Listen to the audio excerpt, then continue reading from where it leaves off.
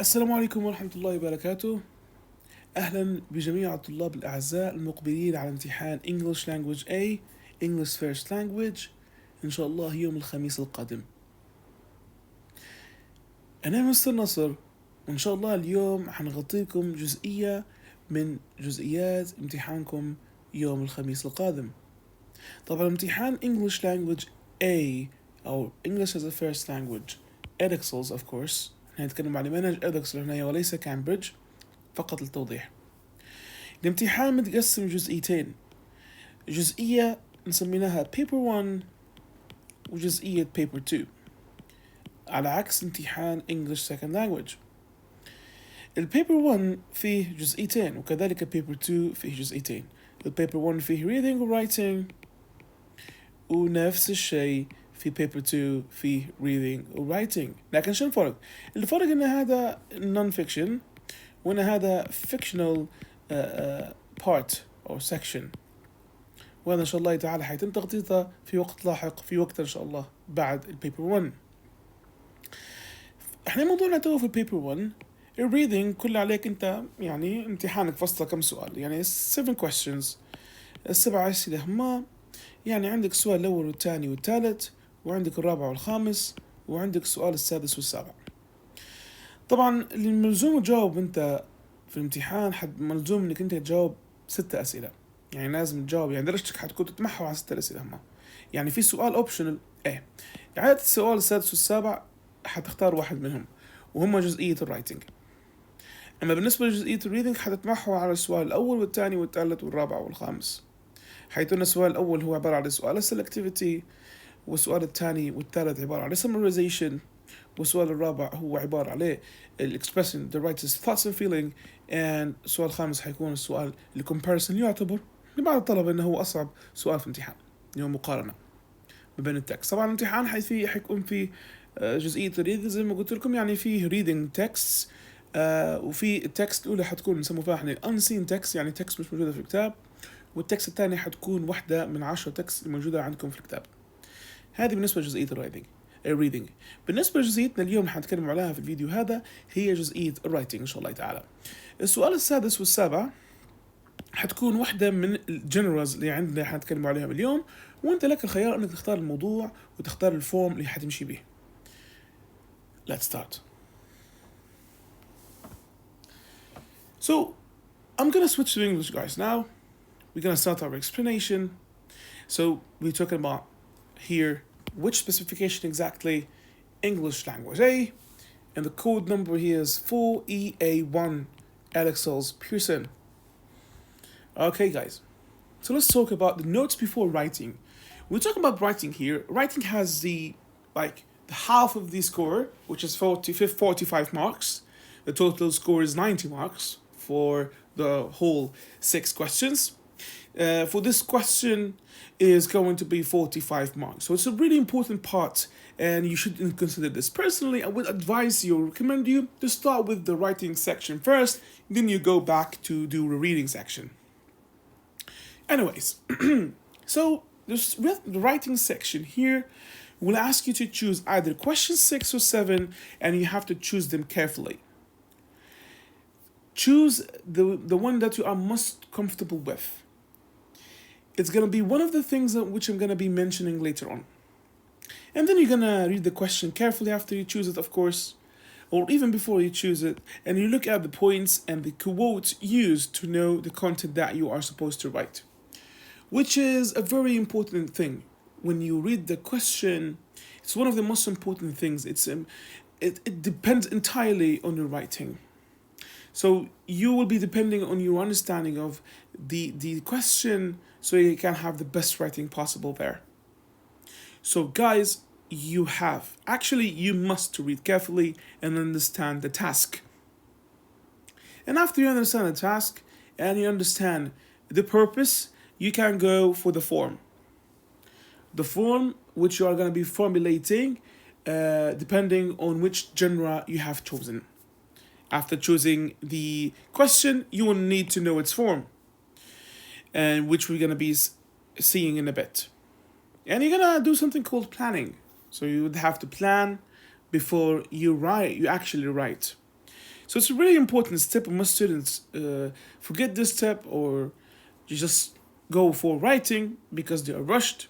It will only take 5 minutes of you to plan, and it's a really, really, again, important step.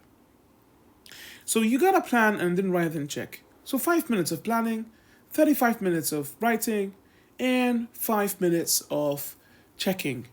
That would be amazing.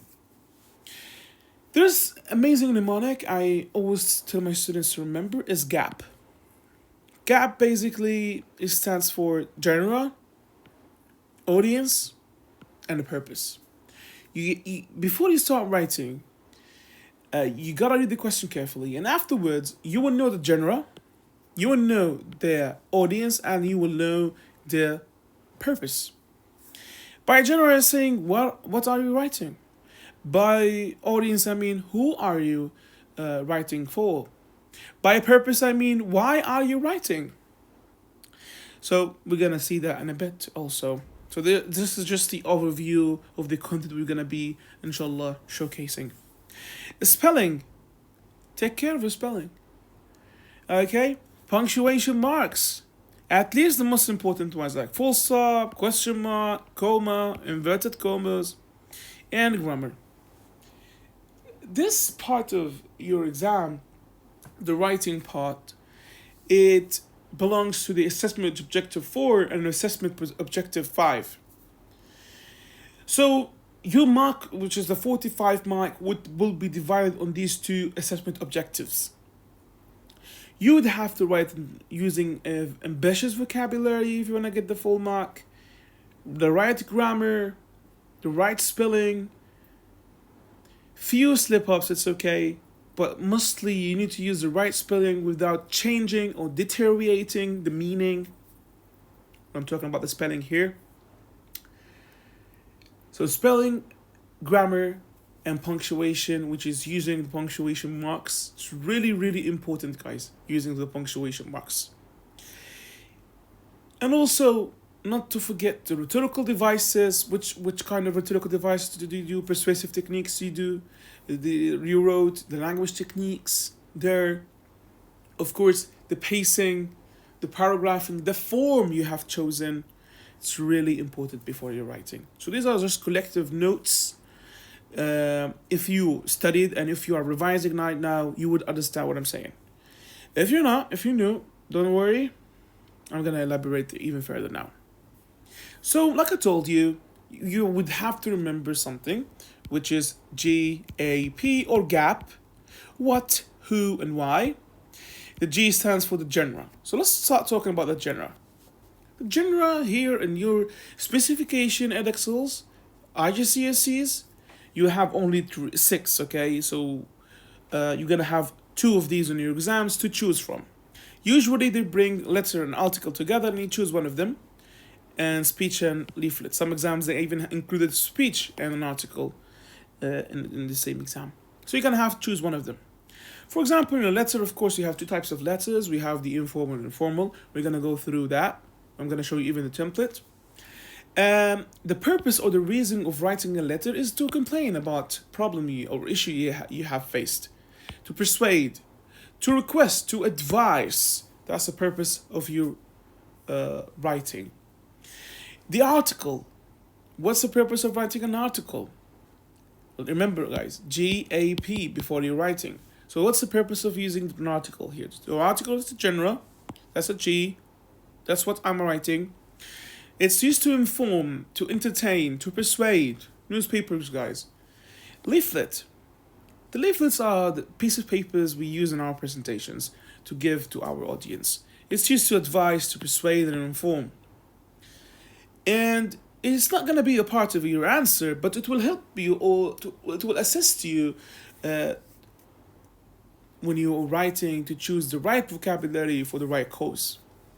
Speech here. Speech is to persuade, to inspire, to argue, and also somehow to inform. Guide, it's basically to instruct, to advise, to help. It's going to be helpful.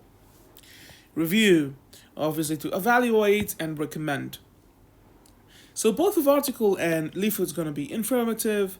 The speech is going to be a spoken way. That's what the difference between a speech and an article.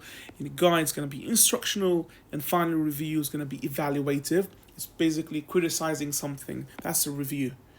It's just stating the positives and negatives of something. Another part, which is we covered now the J and the P, we still didn't cover the A, which is the audience, which is a really important part here. The question will tell you who is your audience. Are they teenagers? My language style will be different then. It has to be energetic, relatable to them, the same vibe they're having. The adults, here I'm gonna use balanced vocabulary, mature vocabulary. Elderly people, I'm gonna have to be calm, respectful. General public, which is the most used one, clear and accessible to everyone. Students, direct and engaging. Children, simple as possible. And we may face such thing. The purpose here again, we have a lot of purposes for different genres. For example, the most purpose used is to persuade. We have seen it in a lot of genres. Persuade mostly everywhere, except for guide and review. So I'm trying to persuade here the audience. So the features of such purpose is by using emotive language and rhetorical questions. When you use these two rhetorical devices, you will persuade the audience. You will grab their attention. So using emotive language, rhetorical questions. By rhetorical question, I mean a question that actually gives an answer indirectly. That's why we call it a rhetorical question. Emotive language is the language used by a certain vocabulary indicating sad or happy thing. So an advice here also it's a purpose. It's used by using, especially using when using a guide, for example. You will advise by using imperatives. And what's an imperative? It's basically a sentence that starts with a verb. So, for example, go downstairs, open the door. These are imperatives. And by using clear steps, also these are the features of the advice. To inform, that is the purpose here, by giving facts, especially in articles or speeches. So you're gonna give facts, you're gonna give statistics, numbers here, guys. It's a really important feature and information. Review. In review, you're gonna give your own opinion, and you're gonna also give your evaluation, recommendations, solutions, perhaps even. And when you are arguing, you're gonna have to use balanced reasoning. So the most important part before you even after you choose and after you have known the general audience, the purpose of your writing, is your planning. Planning will only take 5 minutes, guys. Like I told you, plan for 5 minutes, 35 writing, and 5 minutes to check what you wrote. The structure of planning would be is by going through the 3 main parts of your writing. Everywhere, each genre goes with this one. So if you forgot something, just go with this template. We obviously start with the introduction, then the main body, and finally we end with the ending, of course. In other words, conclusion. So the introduction here would be by hooking the readers and by using anecdotes, which is basically a short story, rhetorical questions, emotive language. Cyclical structure, it means what I start with, I end with. That's basically the meaning of a cyclical structure. And reasoning. And the main body should be from 3 to 4 paragraphs. In each paragraph, you're going to explain your idea, give an explanation, example, effect on audience, basically PEE, like we studied in our book. And at the end, we're going to have our conclusion, which is also known as the summary of the whole thing. And it has to be cyclical, recommendation in it, and giving it the final thought or call to action, especially when you're talking about speeches here, guys. Okay, so now after we have covered that we should plan, we should read the question carefully, we should follow the gap between general audience and the purpose. Here, guys, we have to now consider a few things. One of them is the persuasive language techniques that I have to use while writing everywhere. When you are writing a speech, a letter, an article, especially an article, we're going to review, guide, leaflet.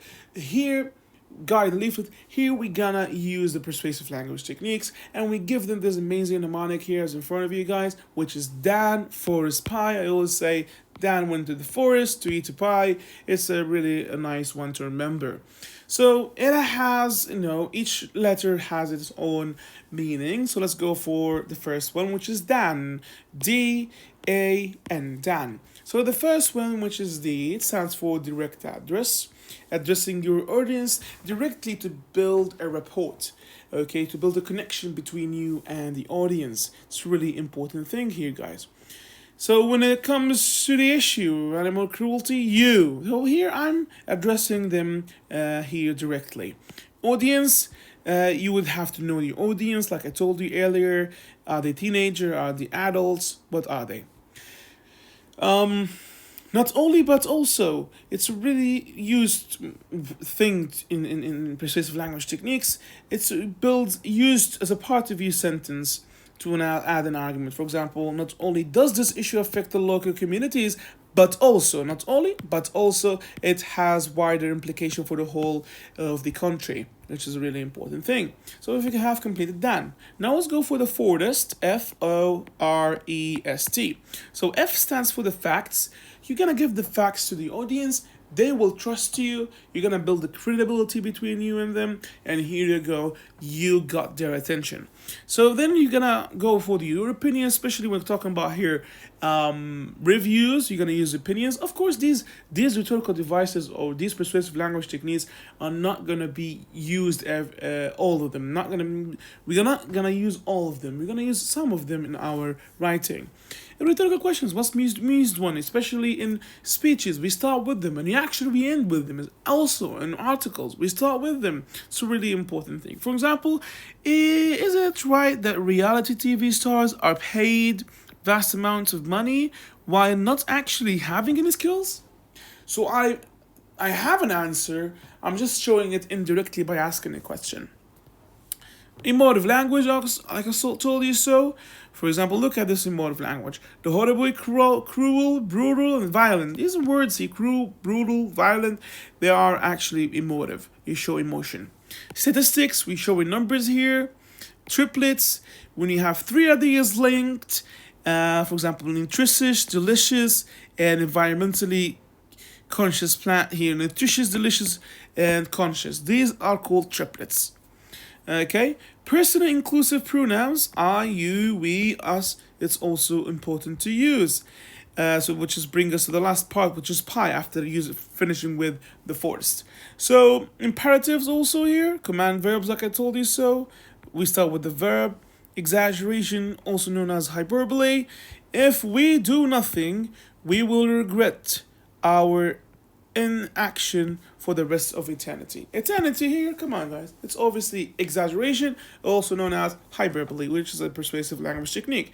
We have others like flattery, like alliteration, which is starting or repeating the same consonant letter. Fast food, fatter. So for example here, antithesis, double adjectives would be things to use, but here in writing we just focus on the basic ones, like for example direct address, for example the facts, opinion. Of course, we're going to consider the audience, the rhetorical question, emotive language, the statistics, sometimes triplets, okay, and also the imperatives and sometimes the exaggeration. We focus a lot on rhetorical devices in the reading section. So let's go through the vocabulary here.